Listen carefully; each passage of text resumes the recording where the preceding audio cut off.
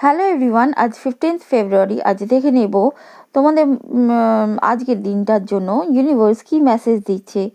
তোমাদের আনন্দ এবং সুখবর এবং সাফল্য সব কিছুই আসতে চলেছে এই আগামী 24 ঘন্টায়।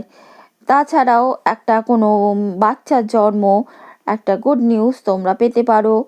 তাছাড়াও নতুন প্রজেক্ট, যারা বিজনেস করছো তাদের শুরু করার জন্য সঠিক সময় বা ভালো সময়। তাছাড়াও ইউনিভার্স বলছে dark headed kind hearted man or a man with fire predominating in his chart, a generous and spirited man. যারা ফায়ার সাইনের,